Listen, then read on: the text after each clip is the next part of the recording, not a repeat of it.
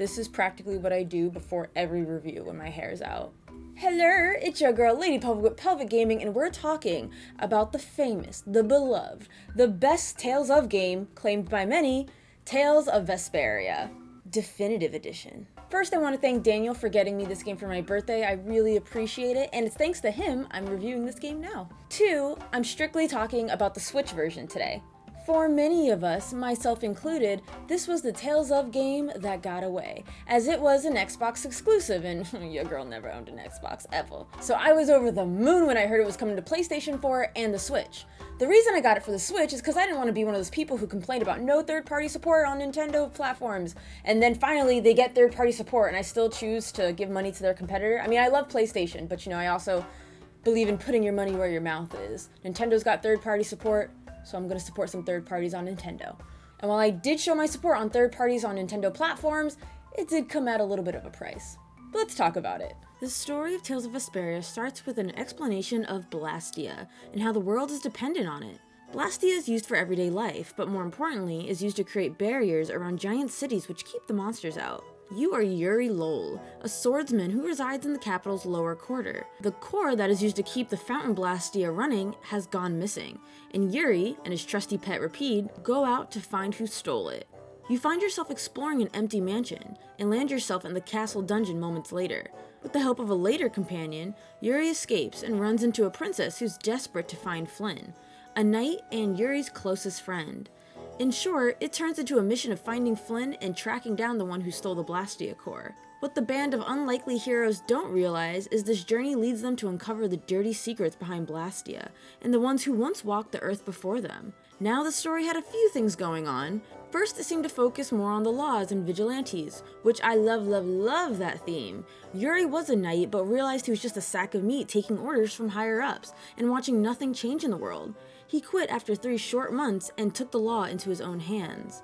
His friend Flynn is the opposite and wants to fix the system from the inside and climb the ranks, even if that means watching the bad guy get away with a tap on the wrist. This dynamic is great and unveils an unexpected side of our protagonist that we don't get in a lot of other Tales of games. Yuri isn't afraid to get his hands dirty.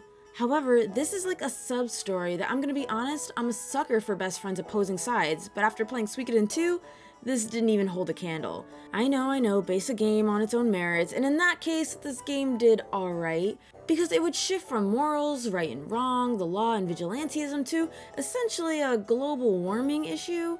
And if you ask me, the story of corruption in towns and cities and people taking the law into their own hands made for a much more interesting story than the Blastia plot. In any case, one thing I'm hypercritical about in Tales of games is the cast of characters. If the cast is bad, you gotta throw the whole game out. This cast was passable, not my favorite, not my least favorite. Yuri is my number 1 to nobody's surprise. I enjoy that he is a good guy who'll get things done and will carry the burden alone. His resolve is strong and he's insanely committed. We have Estelise, or Estelle, who's a good-hearted princess and serves as your cleric. Surprisingly, she didn't annoy me, as I'm not a fan of the soft-hearted types. Rita, another anomaly. I don't like tsundere stereotypes, but boy do I love Rita. She's a fiery mage and a huge fan of Blastia. Also a huge scaredy cat, so I found that incredibly relatable. Raven is Raven, an old pervy man who's mysterious and wise. Judith, a sexy Critian woman on a mission regarding Blastia. Rapide, who's the mascot and I didn't care for as a character at all. In battle he was great though. And Carol, who was cute at first but gets annoying later. Honestly, I'm more interested in seeing a grown-up Carol. The new characters exclusive to the Definitive Edition is Patty, who's a young pirate who lost her memories and is trying to reclaim them. I was not a fan. Mainly her voice drove me insane. And unlike the original, where you can only play Flynn temporarily, here Flynn is more accessible. He still goes in and out, but you get a lot more of him in battle. I enjoyed each character had a reason to be in the group, although I don't think their banter was all that great. When you travel, you can see mini cutscenes with character panels discussing the current situation, or could even be activated by doing certain things in the world, like cooking or beating enemies really fast. I won't say I was in love with this cast, but it was adequate. A few extra things Tales of Vesperia has is an OVA, which is a prequel to the game, detailing Yuri's time as a knight as the game brushes over that. You don't get an intimate look at that part of his life. Secondly, the Definitive Edition adds not only new characters, but side quests, story, locations, updated soundtrack of all the original DLC for free. Gameplay. I like combat in Tales of games. Many people say this game plays similarly to Tales of the Abyss, and I'd agree. Okay, so there are basic attacks, then arts, which are pretty much special attacks, and defend. Each attack that you land or an enemy lands on you increases your overlimit. Overlimit is where you have unlimited combos, and you can perform a burst art. Note, enemies can also use overlimit, in which they can't be staggered. There are also fatal strikes. When a symbol appears over an enemy, you can do a fatal strike that usually finishes off the enemy, or at least does a stupid amount of damage. And finally, mystic arts, which, if only if you have a special synthesized item, you'll be able to perform. And they're pretty much super moves. Target lock! Crisis break! Combat is extremely slow at first. Not being able to pull off many combos, it honestly didn't pick up for me until like the 30-35 hour mark. I also find your AI teammates to be really dumb. Too many times did I have a status effect and my healer cast a spell to get rid of it, but my other teammate uses an item, which activates quicker than a spell casting, thus wasting my healer's time. Also know they're not nearly as aggressive as you are, so take note that you will be the main fighter. There is little direction in controlling your teammates, but not much. The only way your teammates will be great is if you have someone play with you. Yes, this game is multiplayer, but in battle alone. At the very least, you can play any of the characters if you find Yuri too generic. An important mechanic to power up your characters are skills, which are gained from equipping different weapons and or sub-weapons and shields. The more you fight with those weapons equipped, you'll be able to use those weapon skills without having the weapon equipped. That's what happens when I get serious. Yeah, I feel good. Oh, I feel so powerful! This power will make me stronger. This is how you'll be adding more combos, backstepping, raising your max health, and so on.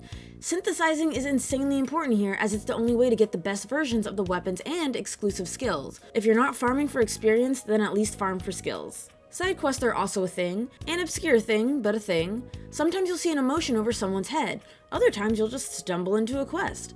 If you're trying to 100% all the quests, well, good luck finding them. A helpful trick is, after progressing the story a bit, revisit towns and talk to everyone and walk everywhere. I personally found it more rewarding when an event popped out of nowhere. There was a time I was just exploring and I uncovered so many goodies. Which brings me to when you discover a fell arm, the best weapon in the game after you beat the game. And be wary if you choose to collect them all your first playthrough. If you do, you're gonna have a bad time come to the final boss. This is your warning. That said, if you want to unlock the true potential of the fell arms, you gotta go through the really bad time. But boss battles overall, I thought were very challenging. These were more difficult boss battles than other Tales of games in my opinion. I rarely struggle with Tales of bosses, but few of them in this game really proved difficult, and I played on normal. There's also Giganto monsters, think like mini bosses in different areas. And lastly, dungeons were fantastic. Tales of Vesperia has some of the best puzzle-riddled dungeons. It's more than just going from corner to corner, exploring every nook and cranny. There were little gimmicks, like if the lights went out, enemies would attack, or traveling through the desert at night and day, keeping hydrated by using cactuses. I found myself very pleased with the dungeon designs, and they really put the Sorcerer's Ring to work in this game. Use it to solve puzzles and of course stun enemies, and have the upper hand in an encounter. You'll also find there's a good amount to do post-game, like complete the arena, and they added a whole new dungeon.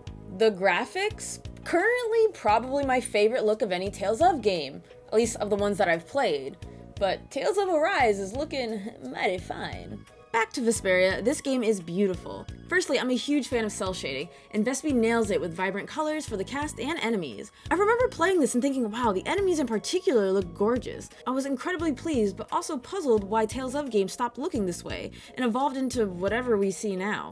And you know what else? While there's a difference between the 360 and the Switch version in terms of graphics, a little less blurry back in the day, but it still looked pretty beautiful. I don't think the graphical leap was that big, and frankly, I don't need it to be. I think that's kind of a testament to how great it looked back on the 360. The animated cutscenes always look great. And a small thing to touch up on is while playing the Switch version, some people reported that the game froze on them. And I got that twice, once in the opening and the other time I was in a cavern. But while I was in the cavern, it actually unfroze after 5 minutes or so. But just a fair warning if you're considering getting this on the Switch. And finally, the music and audio. First, I'll have you know it's dual audio, but I am one of those heathens who forever prefers the dub over sub. I thought the English voices sounded great, aside from Patty. It wasn't that her voice acting was bad, I just hate characters with stupidly high-pitched voices. When I fell into the ocean, but a nice monster came to play with me.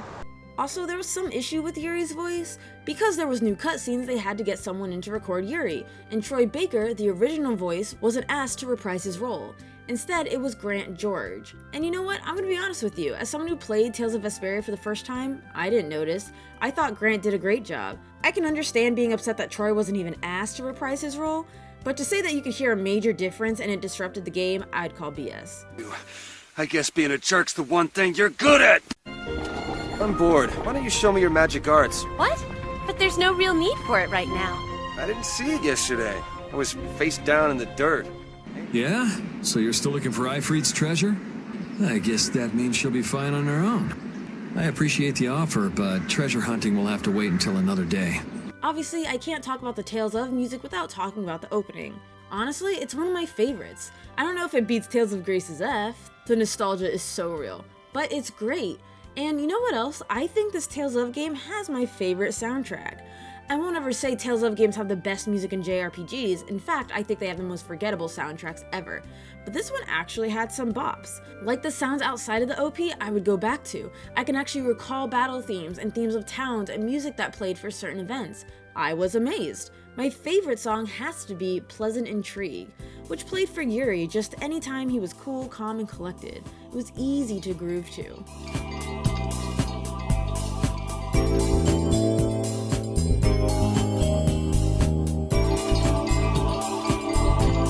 Vesperia gets an 8 out of 10. Listen, the overhype kind of killed it for me, and I kind of got bored with the story after a while. I really wish it didn't switch from vigilantism to global warming. I was more intrigued by the vigilante aspect of Tales of Vesperia, but then it drifted to global warming, and my attention drifted too.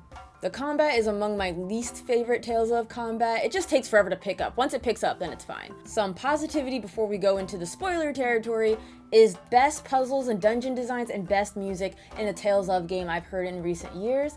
Love the skill and synthesizing system, huge fan of that. Cast of characters was pretty good, decent. Okay, so now we're getting to really minor, but still spoiler territory. This is something I wish people wouldn't have told to me, so I'm putting that kind of warning out to you guys. I don't like that people told me that Yuri Lowell had a dark side. Why did I hate it? Because anytime Yuri demonstrated that darker side of himself, I expected it. I was like, oh, you know, like, wow, it was dark, I liked it, I enjoyed it, but it's not the same if you didn't know about it. Let me tell you, when I played Xenogears for the first time, I went into that mother blind. I never saw the graphics, I didn't know the gameplay, I knew nothing other than people praised it and loved it and thought it was God's gift to the earth. It's kind of ironic. And then when Xenogears got really dark in some aspects, I was like, whoop, holy shit, you know, like it blew my mind. And I feel like I was robbed with that same experience, excitement, shock in Tales of Vesperia. So that brings me to, does hype ruin games for you? Or are you a disciplined gamer and just like, I'm not buying into the hype, I'm just gonna go into this as blind as I can, expect nothing, hope for the best. Usually I know how to keep my expectations tempered, but people just kept singing this game's praises nonstop and it just got to me. So, lesson learned here, people. Thank you so much for watching. Top box is more reviews like this, and the bottom box is my Let's Play channel. And don't forget, I have a Patreon. Every bit helps. Love ya!